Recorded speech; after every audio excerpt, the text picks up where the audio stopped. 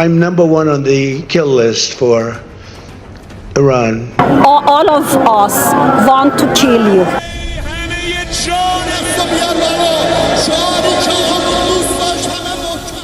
የተወደዳችሁና የተከበራችሁ የሰሞንኛ ቤተሰቦች እንደምን አላችሁ? የዕለቱን ዋና ዋና መረጃዎች ወደ እናንተ ለማድረስ ተገኝተናል። ዛሬ ከምንመለከታቸው ጉዳዮች መካከል የእስራኤል የደህንነት መስሪያ ቤት ለአሜሪካ ያጋራው አዲስ የስለላ መረጃም ዘ ዎል ስትሪት ጆርናል እና ሲኤንኤን በሰፊው እየዘገቡት ነው። ይህ ይፋ የሆነው መረጃ እንደሚያመላክተው የኢራን መንግስት የአሜሪካን ፕሬዝዳንት ዶናልድ ትራምፕን ለመግደል አዲስና እጅግ ሚስጥራዊ የሆነም የነፍስ ማጥፋት እቅድ ማውጣቱ ነው። ፕሬዝዳንት ዶናልድ ትራምፕም ከኒውዮርክ ፖስት ጋዜጣ ጋር ባደረጉት አስደንጋጭ ቆይታም በእርሳቸው ላይ አንዳች የህይወት አደጋ ቢደርስ አሜሪካ ምን አይነት እርምጃ መውሰድ እንዳለባት ለአማካሪዎቻቸውና ለፔንታጎን የጦር አዛዦች ያስተላለፉትን ሚስጥራዊና ጥብቅ መመሪያን ይፋ አድርጓል። በሌላ በኩል የአሜሪካው ፕሬዝዳንት ዶናልድ ትራምፕ ከኢራን ጋር የሚደረገው የሰላም ውይይት እንደሚቀጥል ቢገልጹም በሁለቱ ሀገራት መካከል ተደርጎ የነበረው የተኩስ አቁም ስምምነት ግን ሙሉ በሙሉ ማብቃቱን በይፋ አሳውቋል።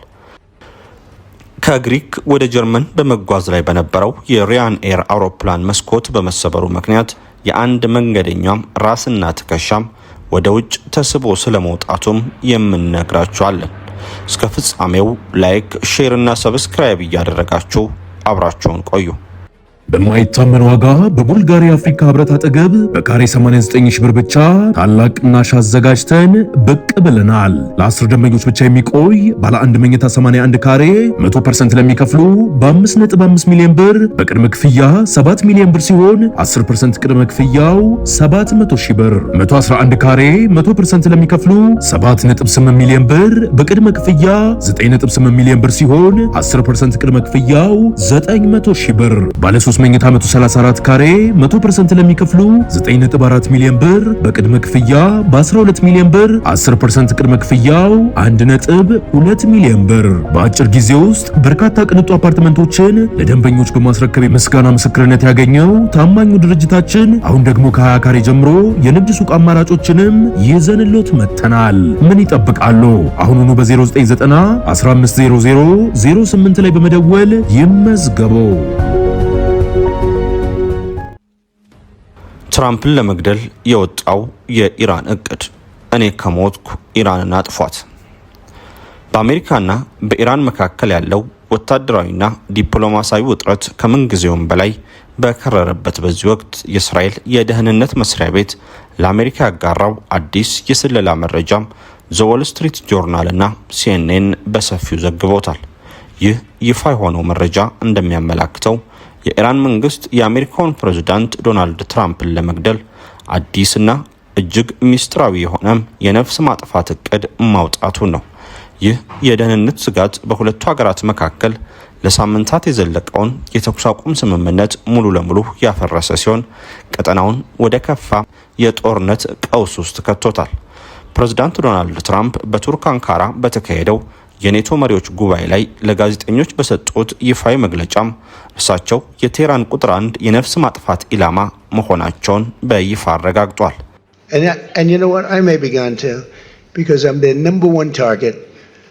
ትራምፕ ለጋዜጠኞች ሲናገሩ እኔ በኢራን የግድያ ዝርዝር ውስጥ አንደኛ ደረጃ ላይ ይገኛሉ፣ ምክንያቱም እነሱ የማይረቡ ፍጥረታት ስለሆኑ እኔን ከጨዋታ ውጭ ማድረግ ይፈልጋሉ። ዛሬ ጠዋት እንዳረጋገጥኩት በሁሉም የነፍስ ማጥፋት ዝርዝራቸው ላይ ስሜ በመጀመሪያ ደረጃ ላይ ተቀምጧል ብሏል። የዚህ ሴራ ዋነኛ መነሻም ኢራን እንደ አውሮፓ አቆጣጠር በ2020 በትራምፕ ቀጥተኛ ትዕዛዝ የተገደለውን ከፍተኛ ወታደራዊ አዛዡን ቃሲም ሱሌይማኒን ለመበቀል የምታደርገው ተከታታይ ሙከራ አካል እንደሆነ ይታመናል። በቅርቡም በኢራን በተካሄደው የቀድሞ የበላይ መሪ የቀብር ስነ ስርዓት ላይ ትራምፕን እንገላለን የሚል ግዙፍ ባነሮች እንዲሁም መፈክሮች በጎዳናዎች ላይ በይፋ ተሰቅለው መታየታቸውን የዓለም አቀፍ መገናኛ ብዙሃን ዘግቧል።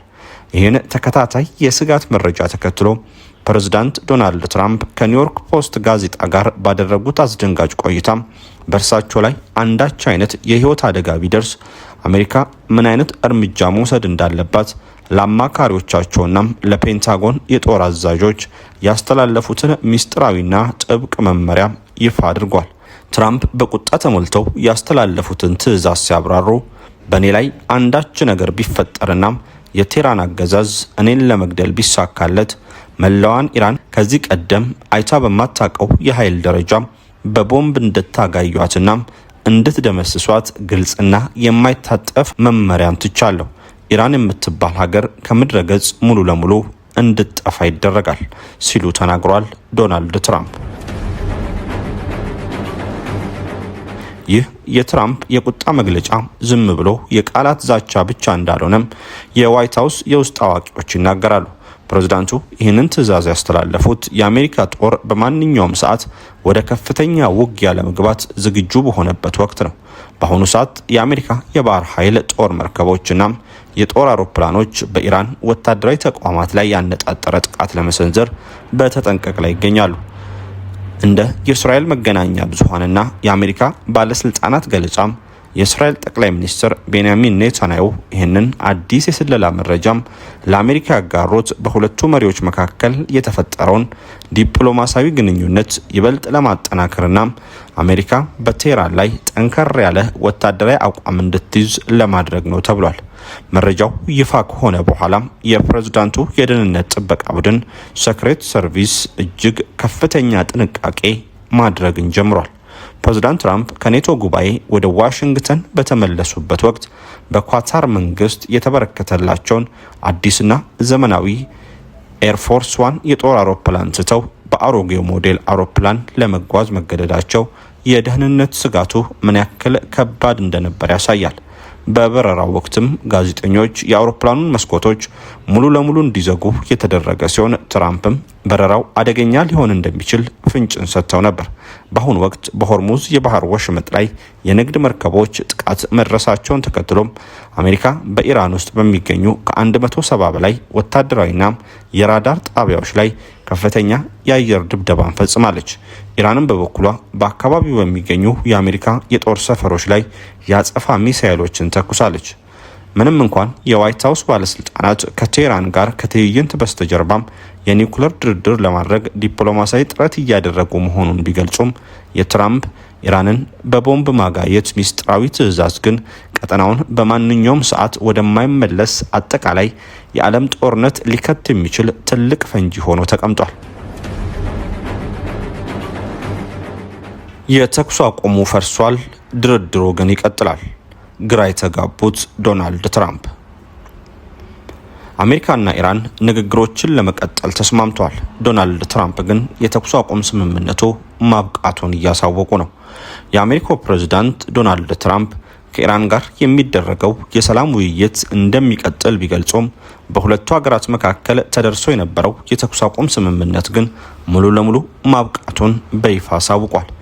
ይህ ማስታወቂያ የወጣው በስትራቴጂካዊ የሆርሙዝ ወሽመጥ ላይ የንግድ መርከቦች ጥቃት ከደረሰባቸው በኋላም ሁለቱ ወገኖች ከፍተኛ ወታደራዊ የሮኬትና የአየር ድብደባን ከተለዋወጡ ማግስት ነው።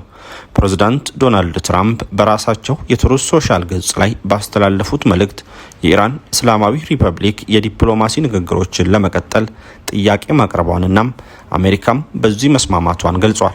ሆኖም ግን የተኩስ አቁም ስምምነቱ ማብቃቱን አሜሪካ በግልጽ አሳውቃለች በማለት ጥብቅ ማስጠንቀቂያን ሰጥቷል።